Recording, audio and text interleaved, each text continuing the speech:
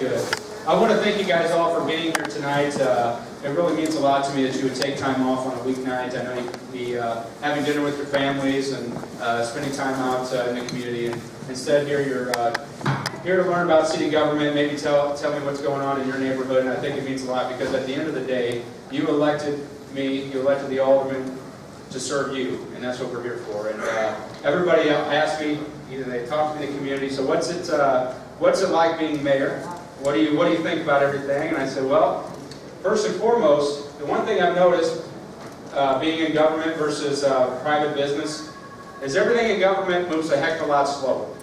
You know, I work for my dad, and him and I work together, and if him and I wanted to make a change in our business, we'd sit down in the office, we'd hash it out, and we'd make a decision like this. Well, as you can imagine, in government, it doesn't work like that. In government, we might talk about it within the administration. We might call them some aldermen, and they say, well, that's not going to work, so we might talk about it again.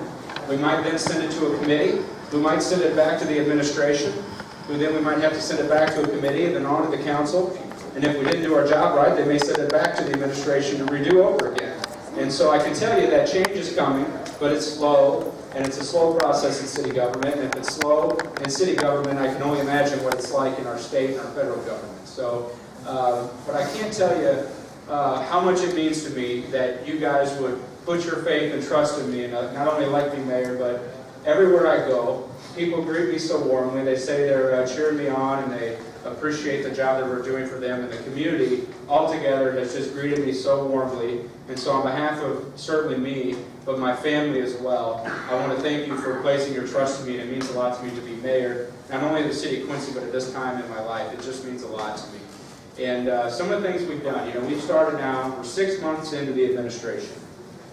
And like anything, you know, I'm a carpet man by trade. They don't really train you to be a mayor. I knew a few things on the city council, but it's been a heck of a lot different in there. And I'm so proud, you know, everybody asks, well, you know, how's it going?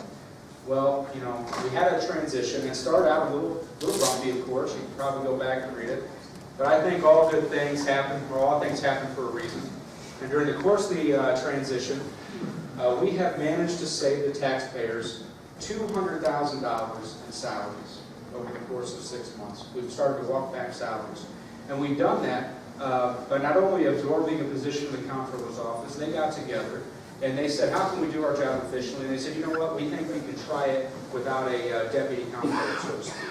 And so we got their minds thinking, and they came up with that proposal on their own, which then got other departments to follow suit. We've walked back salaries. We've got our IT department is here, and we've got Jim Murphy, our IT director, who signed up and said, you know what, you had a purchasing director, they got paid a stipend, I'm willing to step up and do it with no stipend at all. So it gets the creative juices flowing. It sets a good example. And like I said, not only have we managed to save about $200,000 in salaries, but we also had quite the concern out at the airport. You may have read some stories that at the airport, we had a lot of concern with the FAA.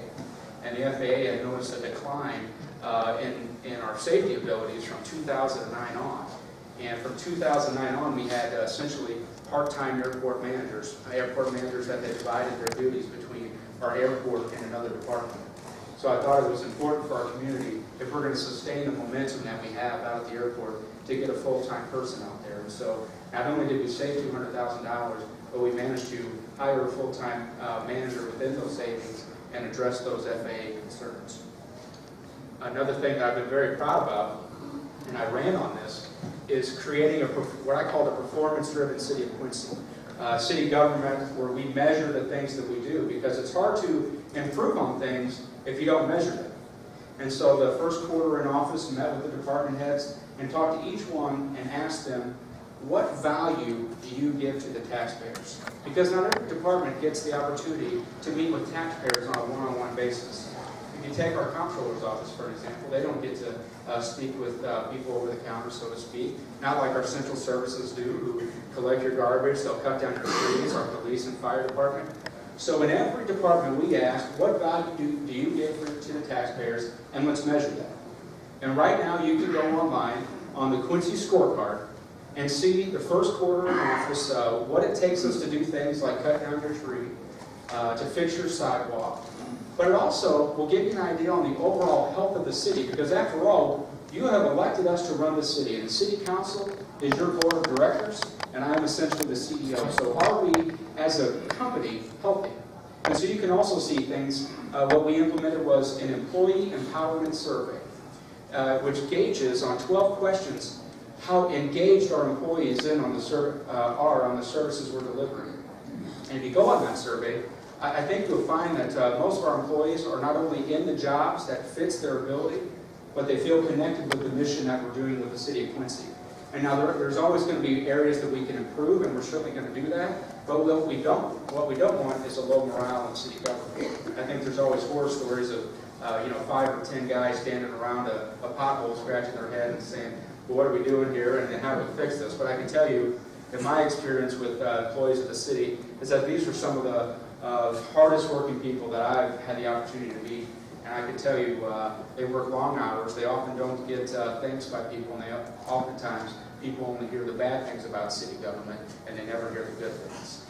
Besides the scorecard, besides our walking back some of the salaries, I ran on job. I heard from a lot of people that it's important to tout some of the regional things that we're involved with the city of Quincy. We've got a port that we're trying to develop for the region. We have an economic development firm that concentrates on the region. But what are we doing to maintain or grow the business environment in the city of Quincy? So my first, it was actually the first 4 months, I personally went and talked to 50 of our largest employers to find out how we can be partners in their economic growth. And 9 times out of 10, I can tell you there's not a lot that the city government can do off the top to help them, but sometimes we could. Sometimes it's something very small. Went to Hollister Whitney, and they said all of our employees park in another parking lot. Can you do us a favor? They would really like a crosswalk behind to paint so they can walk to and from safely. It's no problem. We talked to Gardner Denver. It's important to keep Gardner Denver happy, and they had a wall that the city of Quincy owned that affected their truck radius turning in and out of their property. I said, would you mind if we paid for that to be demolished? And I said, no, not a problem. But then I also met with other employers who are looking to expand, and not only talk about opportunities that we have in the city of Quincy, but opportunities in our federal and state government. I can't divulge those names right now, but I can tell you we have a lot of local employers who are growing, and I think the biggest or the best kept secret in Quincy, which we need to get the word out there more, is there are people hiring. In fact, I was here at the Kroc Center not but 3 months ago with Cole Wholesale, had a job fair here. And so oftentimes we hear the headlines of people laying off people, but unfortunately there's not a lot of press when Cole Wholesale is hiring 10 or 15 people. So there's a lot of good things going on in the economy, and I can tell you more about it if you want. So those are just a few of the things that I've been working on in the city of Quincy.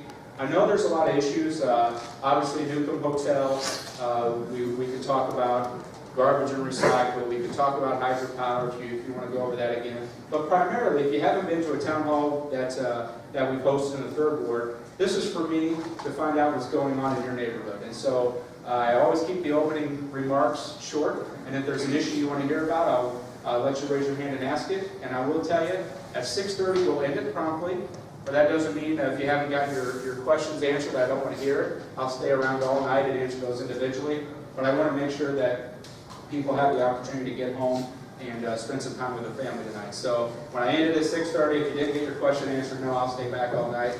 We'll be here until they kick us out if you need. So with that being said, I'll entertain the first question. Yes, sir. Can I have the microphone? Sure, hold on one second. I think I got it there. Testing. That works. Okay. Yeah, that's working fine. Yeah, I live over Lynn Street near the university, and the curb has been demolished. Actually, it was demolished before I bought the house. And I'd like to get that fixed, and my older man told me it takes a couple of years before they get to it. Which is all right. What's your address? 2234 Lynn. But in the meantime, I don't want to put grass there because it'll get washed down into the street. So I want to put gravel on that lawn between the sidewalk and the street. Now, a friend of mine said, well, the city owns that property. So I have to get some kind of permit. So I don't know what to do about it. To put grass down? No, to put gravel. Put gravel? Right. I don't think so. Chuck, do you have to get permits to put gravel down? We got our planning and development director, Chuck Belmont, over here. Well, this is one of those things that between the curb and the sidewalk, normally people put grass there, but if you're seeing that grass won't hold because of the rain, erosion, I think you should do a temporary gravel and what's the difference? Not that big a deal. Yeah. Or should I get some kind of written thing about that? Just when the curb doesn't replace, the idea would be the gravel will come out and the grass will be better. And I don't think he doesn't need a permit to do that. No, so you would need to get a permit. You bet. Would you like mine? Okay. The floor is yours. Okay, I live at 1324 North Fork. I moved here 4 years ago to take care of my mother before she passed away. We remodeled the house and everything, hoping the neighborhood would be better than what it is. 2 houses down, there's a old mobile home. I have tried to get it demolished. The roof is caving in, and I have been told, well, it's grandfathered in. Well, nobody's living there, and they're just storing stuff in there. Why isn't it grandfathered in? That's one question. And then the other one, I have one next to me, which has no running water. Someone is living there, been living there for 4 years. So I'd like to know where he's using his facilities at. And he has like 30 rabbits in the garage, which I thought there was something against having all those rabbits.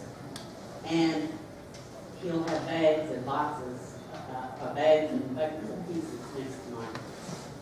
I have built a fort around my yard because I have had break-ins in my car and my garage.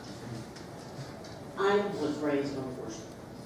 Never had this before, but I feel like we're in the older part of the city and that they've forgotten about us. So I just would really like to have something done. But another thing I want to say before we answer that is I am so proud of the Alderman and things that has been done lately. I had 3 trees out in front that needed cut down. They come immediately and cut them down. Immediately did the stumps. They immediately did the sidewalks. So I can see things are improving. But I really need to have something done. I've had snakes in my yard. I've had mice and everything. You know, I love my home. Sure. And I don't want to. Well, I think what we can do is we have an inspection department that can go out there. They haven't been out? I don't know if they've been out or not. They haven't been out to talk to me. Well, okay. What I can do is I can send them out there. I can send them out there and they can check it out. And then did you register? Did you sign your name? Okay. What I'll do is once I find something out, then I'll call you and let you know what they found. It's very hard for us to go inside of the building. You have to have permission to do that. So that's something that we probably can't do. Yeah, it's very challenging when you get to those. And I was an alderman in the 3rd ward, as you know, and we had a property that was actually outside the city.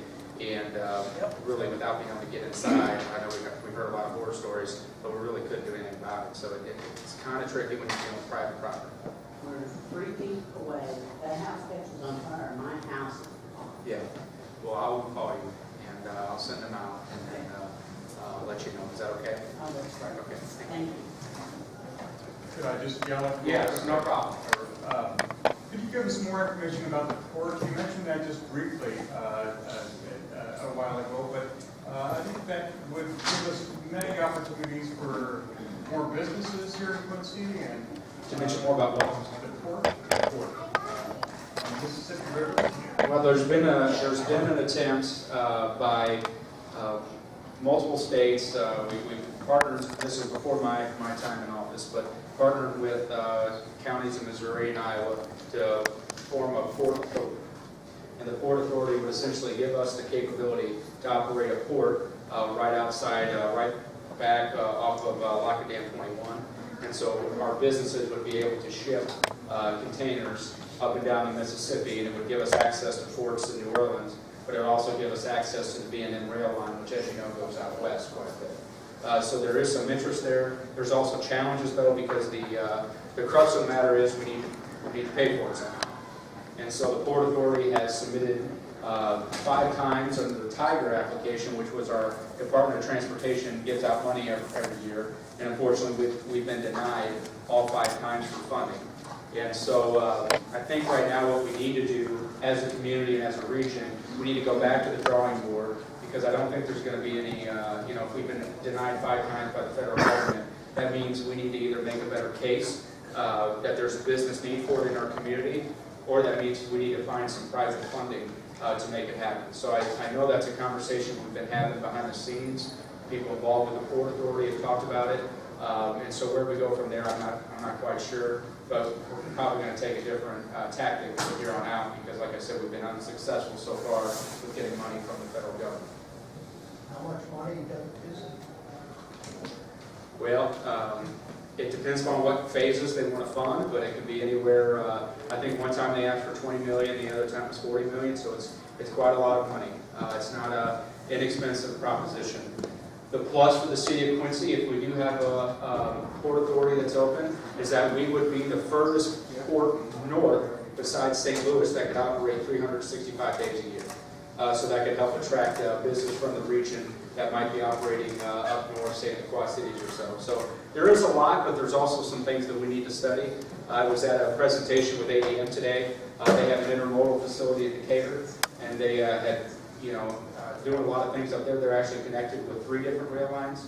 And so we need to make sure that if we fund it with the federal or state money, that our region can sustain it.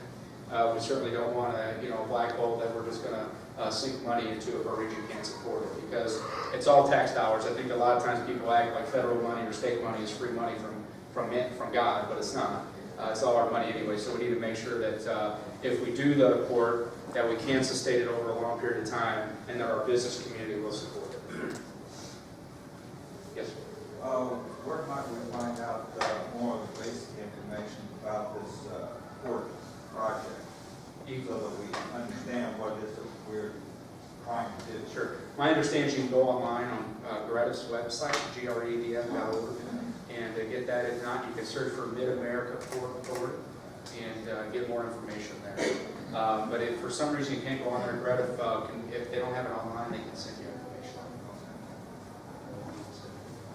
What particular criteria have the other cities achieved that Quincy is not funding? Well, when you're dealing with the federal government, they only, I think last time, there was only 2 projects in our region that got it, so I think there's a lot of politics involved. But it was primarily bigger cities that I believe received money. So, how they make the determination of Washington on who to fund and who not to is beyond me. There's a lot of things that happen in Washington that I don't understand these days. Let alone, why we haven't gotten any funding. So I don't know, but that's something we need to look at. I haven't been involved with a lot of the applications so far, but I tell you, it's an interesting concept that we need to explore a little bit more. Yes. Our issue is kind of like the lady here. We live on 12. We have a lot of rental properties, it seems, these days. And we are dealing with a person behind us that it's a mess. And we've made several calls to the city and talked to Mike. He comes out and slaps a little fine on the landlord, I guess, or whoever it is that they get. It's the trash. The kids come out, just throw it on the ground. Then we have whatever is around, and it just gets in there. We have never had mice problems. We have a 3-car garage that has holes now down around the foundation from mice coming into our garage. I don't know where to go next. We've talked to Mike several times, almost like on a weekly basis. We even call our alderman. It's just an ongoing issue. It's ridiculous. Do they fix it after they receive a fine? No. Actually, what they do is they come out, the city actually comes out and picks it up for her. And supposedly every time that we call and talk to Mike, that they have issued a fine to the landlord. Whether these fines are being paid, I would not want to pay all these fines. Now, what the city does is if we have to go and actually clean up for property owners, we bill the property owner, and then if they don't pay it in a reasonable amount of time, then we place a lien on their property. that, you know, if they were to sell it, they would have to pay the city for our work. When it's causing damage to our property Yeah. now. Yeah, and it's one of those things that, there is a fixture flatten process, but if, you know, we could take a look at that, but I don't know if, you know, how bad it's gotten, so I can take a look and. I mean, we take pictures almost every week now Yeah. because it's just gotten so bad. Yeah, We'll be in our garage, kids come out and just toss the bag, and there's trash cans sitting there. yeah. They don't know how to put it in the can.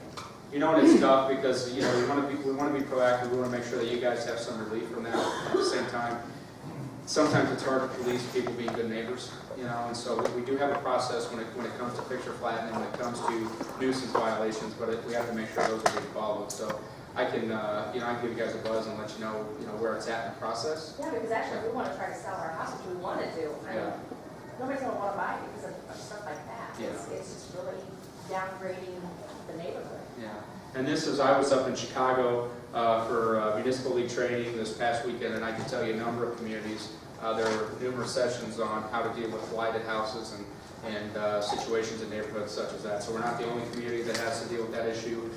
Certainly, we're looking at, one of the things we've discussed is maybe having some type of occupancy inspection where, it kind of protects us against absentee landlords, to where if they're going to change the renter, if there's things not being kept up on their property.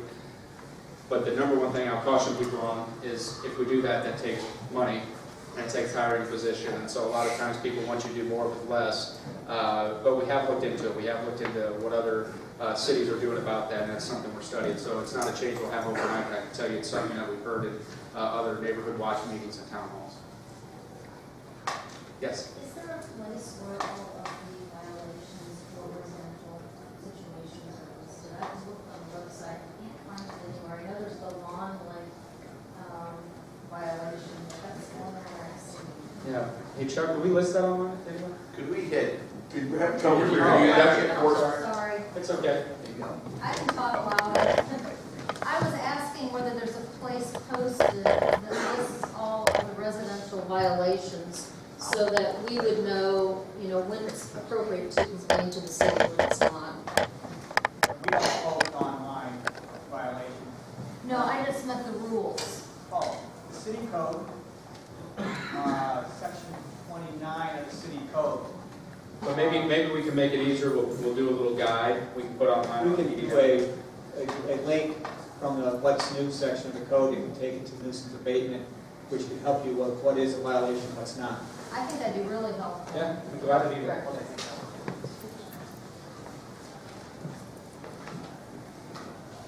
Yes, sir.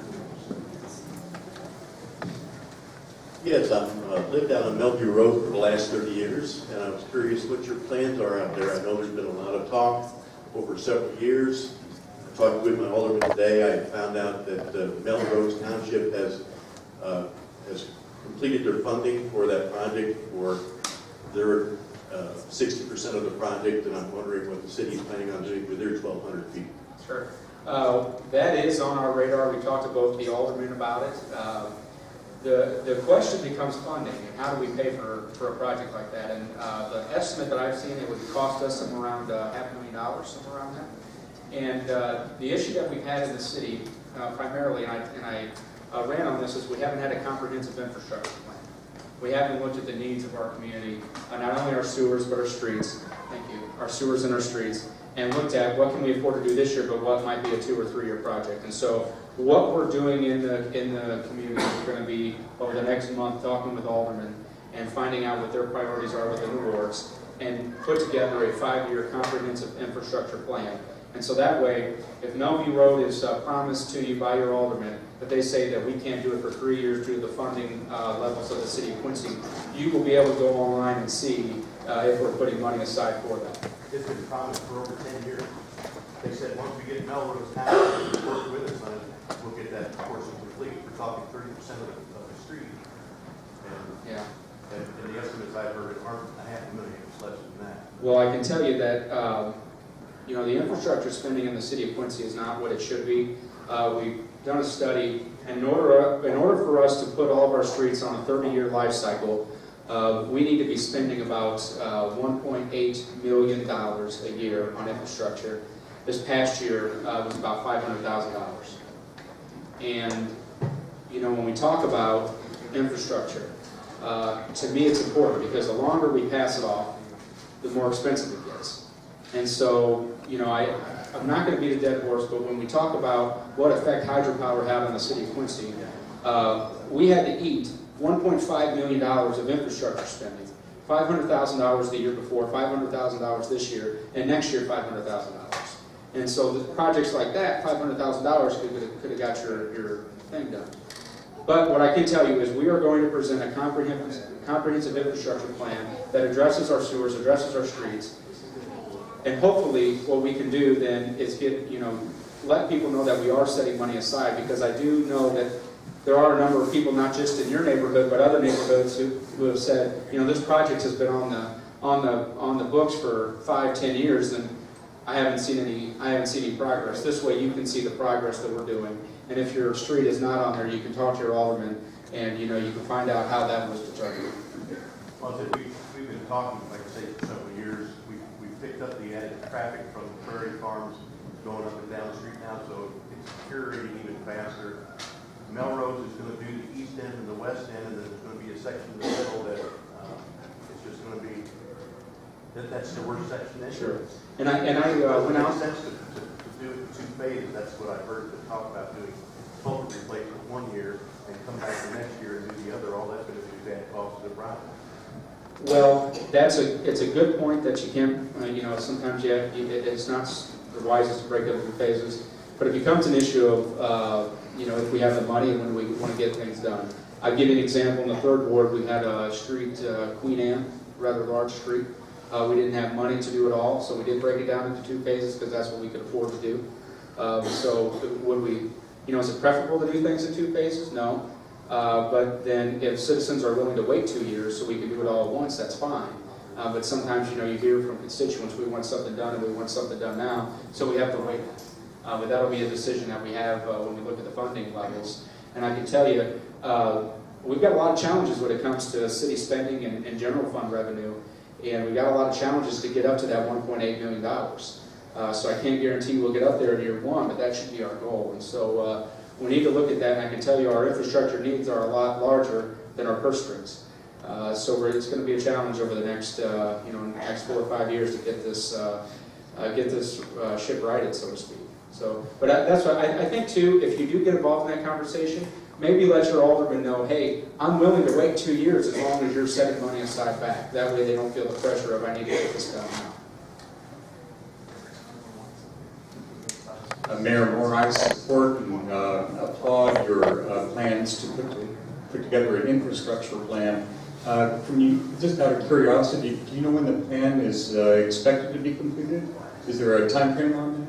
No, we just began discussions internally on how we can go about forming a long-term plan. And so some of the aldermen in the room right now, they probably don't know this, but our engineering department over the next month is going to be talking with each ward to talk to and show them the current conditions of the street that's rated by, we have a pavement quality index that we measure all of our streets on, to show those to the aldermen and then have the aldermen say, okay, these are my top 5 priorities that we need to get done.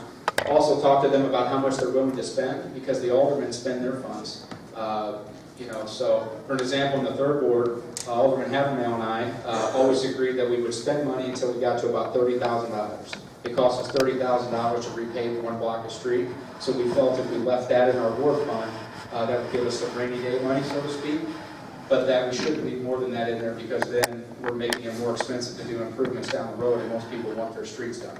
And so over the next month or so, we'll talk with aldermen to see what their priorities are, show them the current condition of their streets, get that, and then talk to our engineering department to find out what exactly that cost.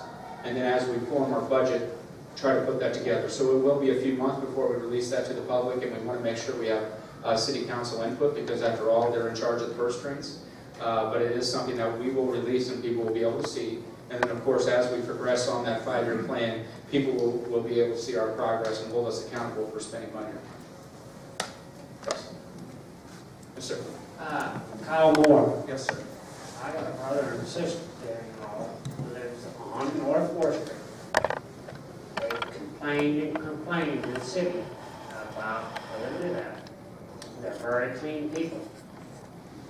I don't live in Quincy, but there are certain areas in Quincy I don't live in if I'd ever come back there. But they complain to the city of Quincy, they complain to the police department, they complain to the enforcement department, and nobody's helped them out yet. Well, I've stepped up.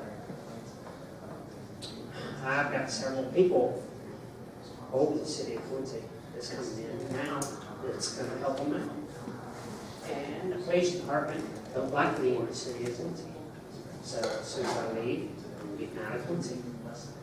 I've got several big leagues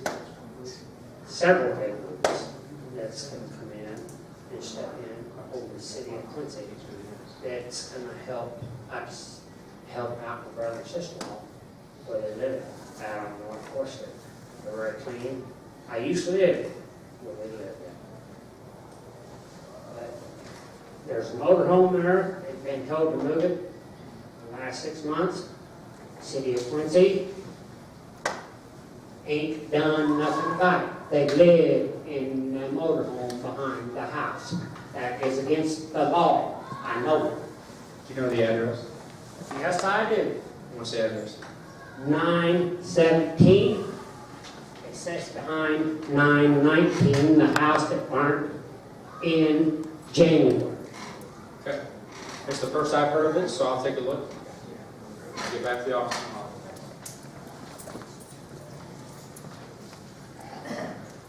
Any more questions? Jeff? Yeah, Mr. Moore. The situation with the Newcomb. We've obviously got a pile of debris that we need to get rid of. And, you know, a pretty big tab there for the demolition, you know, for the remaining demolition that needs to be done. Where's that money going to come from? And is there going to be any recourse against Horowitz? Sure. Well, many of you are probably familiar with the Newcomb fire. You know, that's a large expense for the city of Quincy, not something that we had planned on. We had, obviously there was a fire on Friday night about 8:30. Very proud of our fire department for responding to the fire, making sure that blaze didn't spread to another building. There was a threat of that. Not only did they have to fight that fire, but they also had to evacuate the Lincoln Douglas apartment buildings. And I think you guys should be very proud of your city of Quincy. I know I am. That not only did they fight the fire, they contained it. There was no loss of lives that we know of. But then also, 24 hours after the fire, we had a crane on site. 36 hours, we started the demolition to keep the property safe. And by the end of the week, we had 4th Street open again. Then we started what we called a request for proposal to see how much it would cost to remove the rest of the debris. What we did is we knocked the 2nd through 5th floors down. That way it wouldn't be a hazard. We fenced it around. So we used our emergency provisions to get that taken care of. But now it comes the question of how do we pay for the rubble to be removed from the rest of the building. And so during the course of the RFP process, we asked, how much is it to just remove the rubble? Get rid of it, the city of Quincy's done. 2, how much would it be if you carefully dismantled some of the more historic features of the building? We have the limestone, we have the columns, we have the front of the building. So how much would it be to carefully dismantle that and set it aside so perhaps if that property is redeveloped, we can integrate that as part of the property, maybe in their interior, maybe part of their exterior, or if we need to pass it on to our historical society or something like that, we can do that. The third thing that we asked for a price on was how much would it cost to keep that north and west facade. I think there was some interest in that. And now there's concerns that I have when you keep the north and west facade up. 2 things. One, how do we make it structurally sound? Because if you drive by that site right now, you'll see there's a lot of debris leaning on that. And so when we remove that debris, how do we make sure that's structurally sound? But then 2, I don't know about you guys, but I don't want to see 4th, you know, our main square have another parking lot. I'd like to see that property vibrant again, being used in our economy, and I want to make sure that we're not lessening the interest in that property when we go out for requests for proposals for redevelopment. And I'm not sure if we have a north and a west wall that we're asking people to integrate in their property, if that's going to, you know, increase or decrease the interest in that property. You know, my goal and my dream for that property is we do We have in the end, much like what we had proposed originally, which is commercial on the first floor and market-based apartments on, floors 2 through whatever. Maybe they'll build another 5-story structure, we don't know. But in order to have that, right now our goal is to make that property available for builders to build on. To get everything down to the ground, make a green space, to have soil samples, so that way when we go out for request for proposal, it'll be essentially a turnkey operation for them. They'll know what they need to develop the property. How do we pay for it? That's the big question. The city has what they call TIF funds, and that is money that is held back from other taxing districts over a period of time that goes into the city that helps us with blighted areas of our town. And we can use that for streetscape projects, we can use it for incentives to get people to move into that town, or in this case, we can use it for demolition of a blighted property. And so right now we have around 425 to 425,000 right around there in TIF funds because we had to pay around 60,000 for that emergency demolition. And so we'll most likely use TIF funds to do it because I'm telling you right now, the city doesn't have a lot of money in our reserve funds. We like to keep 2 payrolls in our city reserve fund because I know you guys won't be surprised, but sometimes the state of Illinois is late in paying their bills. And, we had on the reserve fund recently where we had to borrow money because of our transit line. Our transit line relies not only on our state funding, but it relies on our federal money. So if we're going to keep our bus lines running, if grant money is coming behind, we need to have a healthy reserve fund. So we can't take money out of there. So where else do you come up with $500,000? Quite frankly, you don't. And I think we would all, of course, love if we had that money set aside for more incentive base, but it is what it is, and we're left with few options. So where we're at right now, the city of Quincy went into the foreclosure property. When I took office, they gave me a list of projects and said, hey, what do you want to do with this? And at the time we had the building, it was, been talked about for years, and I said, first and foremost, we need to foreclose. We need to go down that track. We need to get our legal team on that. There had been little to nothing done in about a year on that. So, okay, let's foreclose on that property. Then on the other hand, let's see what the interest is in the community for this piece of property. And we did that RFP process. We had a developer who was actually going to come in town on the Tuesday before the fire. So essentially what we're doing right now is, let's go through the courts, and where we're at in the courts right now is we have filed what they call a percent foreclosure. There is a lien holder on the property right now who is well within his rights to file an objection. But for him to get the title for the property, he would have to make us whole, which would be about $500 and some $1,000, maybe more, and his lien is only for $135,000. So I hardly doubt that he's going to make us whole for that. So he's got 30 days to object. We'll probably get the title around the first week of November, then discussing in the community what the RFP process came back for the demolition, what our plans are, and if we can manage to salvage everything. And my goal is, if we don't have enough money to salvage the historic aspects of the Newcomb, is to try to raise some of that money privately, myself, within the community, because I think it's important. It was a historic property in the city of Quincy. I think there's a lot of interest in maintaining some of that, and so it's something we're looking at to see if there's interest outside, if we can't afford to do it, if maybe some private donors can step forward and help the city of Quincy out.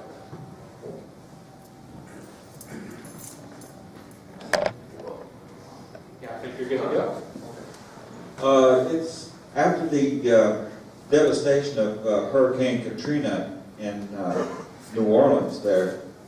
I understand that there was quite a market for used bricks because of their age and their design there. I just wonder if some of the bricks from the Newcomb could be recycled and sold to help offset some of the costs there. Well, we have asked as part of the RFP process of what it would cost, or to include in it 1,200 bricks to be set aside from the project, where then we would sell as a city. So if somebody wanted a commemorative brick, they could get that. So we are looking at that. Probably will be a part of something we do. I know there's a lot of interest in it. What the price will be, I don't know. We haven't said that yet, but we are looking at that as an option. And I think it's good to do for our community. I think there was, really it was really awe-inspiring for me to be out there on Friday night and to see the interest, at Washington Park around the whole thing. And it's something our community, I think, everybody will remember, you know, if they lived in the city of Quincy where they were the night the Newcomb was on fire. So I think if we have something that kind of gives people to take home, you know, they can put it in their, you know, put it in their house. And I think it's a good thing to do, maybe in their garden or something like that. So we are looking at it. I hope we can do that. Like I said, we'll have about 1,200 bricks, I think.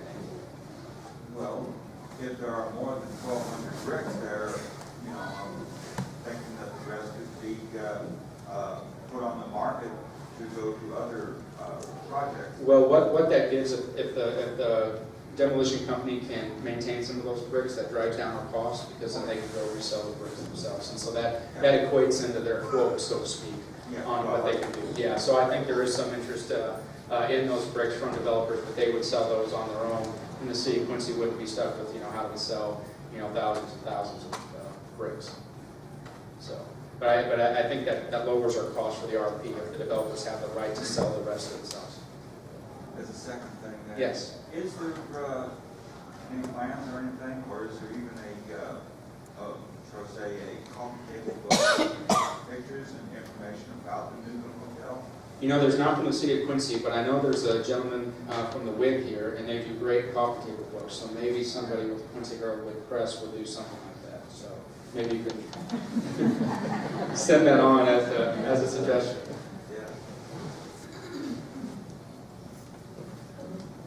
Okay, do we have enough white paint to paint the turns on Broadway? Turning at 24th, 30th, and 36th? You can hardly see them on a good day, and on a foggy day or a rainy day, you can't see the turn signal. Can't see the turn lane. The turn lane. The turn lane. Yeah. But can you paint that on Broadway because that's state? Yeah, that's something the state would have to take care of. But what I can do is I have somebody that kind of talks to me, you know, through IDOT and say, hey, this came up in my town halls, is there anything to do about it, and see what we can get done. Some of these turn lanes are very hard to see.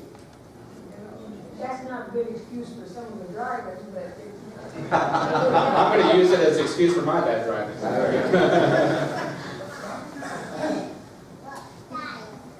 Any other questions now? Yes, I'm sorry. Can you put some of the SWAT people to work, or is that program still in effect? That program, Helping with the bricks and yeah, asked about SWAP, that is something that we looked at. The issue that we have is liability on the city or on the state when you talk about asbestos removal. You know, that is kind of a part of the equation. So that is something that we've looked at, we discussed, we haven't incorporated any of the proposals because I think there's some liability that we would incur. And of course, we want to reduce the liability that we have to the city of Quincy. But it is something that has been talked about behind the scenes. Yes, sir. Mine, directly beside my brother's house, the same house where the RV's sitting, behind it. Don't the city have to come in and inspect the house before you even start rebuilding it after it caught on fire?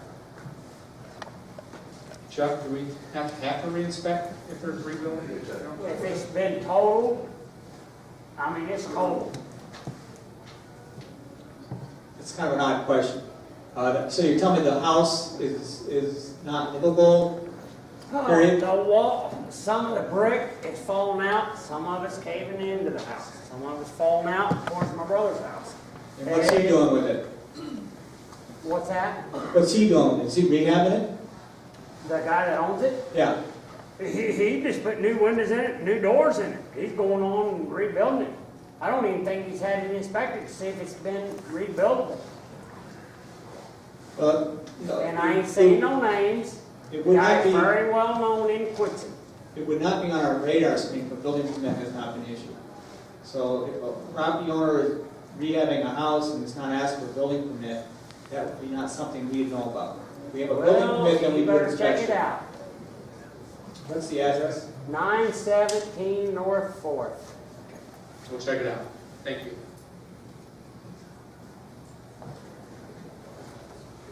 You guys are taking it easy on me tonight. Am I finished early? I have one more question. Yes. Yeah, 1116 Mason Avenue, like we were talking before. I just wanted to kind of get an idea of what you all look at when you like do the alleys. I mean, what do you look at first? You look at like the main streets.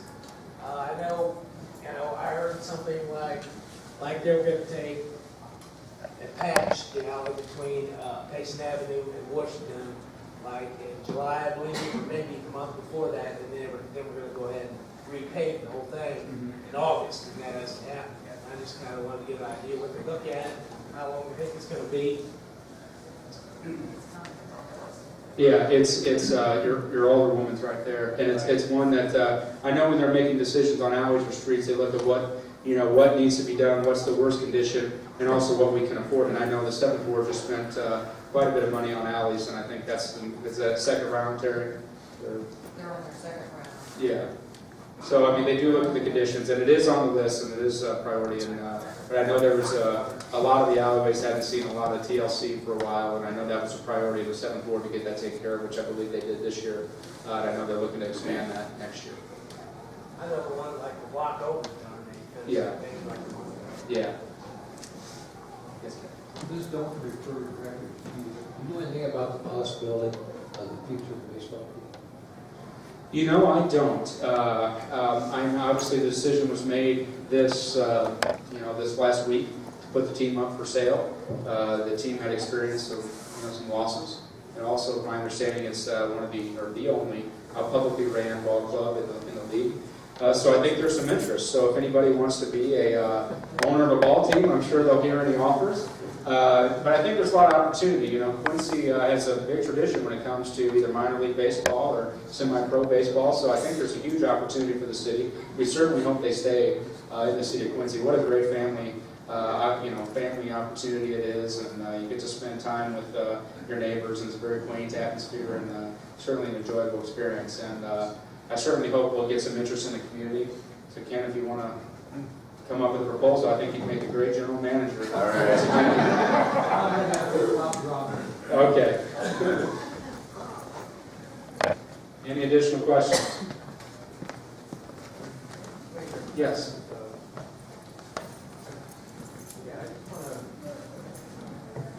I just want to make a comment, for the record, because I've heard comments about the possibility of having private companies take care of garbage disposal.